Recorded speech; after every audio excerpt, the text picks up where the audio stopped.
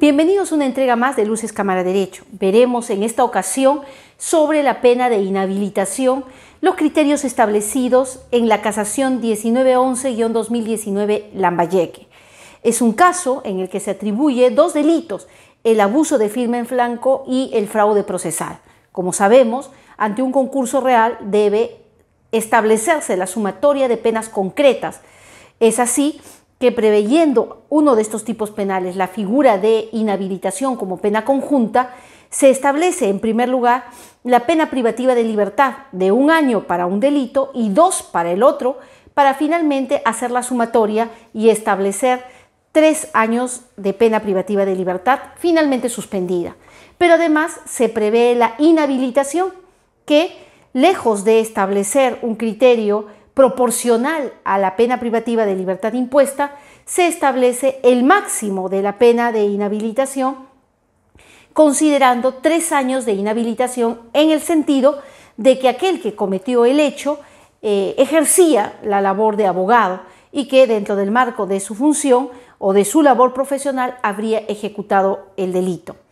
Cabe establecer que en esta ejecutoria en comentario se establecen algunos criterios de la Corte Suprema que van siguiendo la línea establecida por el Acuerdo Plenario 2-2008 y el Acuerdo Plenario 10-2009 sobre esta pena de inhabilitación. En primer lugar, establece claramente que si se va a fijar una pena privativa de libertad y además como pena conjunta la inhabilitación, debe fijarse de manera proporcional tanto en la pena privativa en relación a la inhabilitación y debe considerarse que ello se da a partir de que a ambas penas se les aplica el mismo procedimiento de individualización o determinación concreta de la pena. Eso quiere decir que ambas pasan por el sistema de tercios, por la evaluación de la presencia de circunstancias genéricas de atenuación o de agravación, la presencia de circunstancias que pueden ser cualificadas de agravación o causas de disminución o incremento de la punibilidad. Por otro lado, recuerda la Corte Suprema que además hay la necesidad de que el fiscal, al momento de formular su acusación, cuando vaya a la pena de inhabilitación, deba establecer claramente su pedido en relación a esta pena, principalmente en cuanto a sus alcances, no solamente en el tiempo, sino los derechos afectados, recordando que la inhabilitación es una pena que se aplica a delitos de infracción de deber y que va de la mano con la afectación de algunos derechos de orden personal, derechos profesionales y el ejercicio o acceso a la función pública que se verán afectados justamente por la imposición de este tipo de sanción.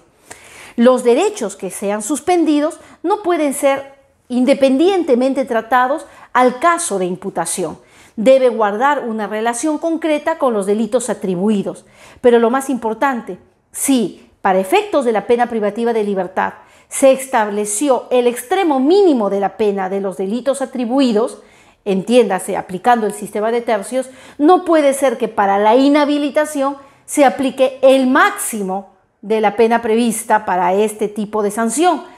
lo que correspondía dentro del marco de una estricta proporcionalidad y aplicando el mismo mecanismo y procedimiento de determinación de la pena, es que si se imponía o se aplicaba el mínimo previsto para la pena privativa de libertad, también correspondía aplicar el mínimo para la pena de inhabilitación. Importante entonces, a partir de la ejecutoria que acabamos de comentar, que existe de parte,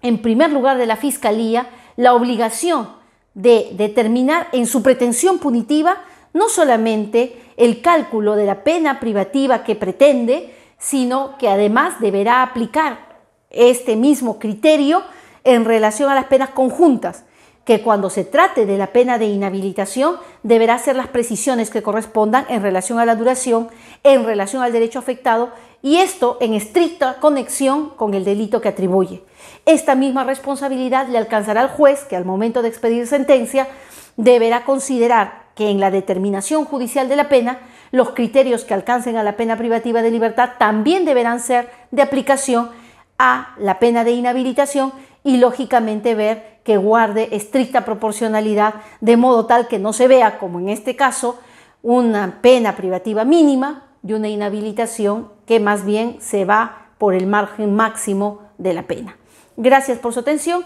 y nos vemos en una siguiente entrega.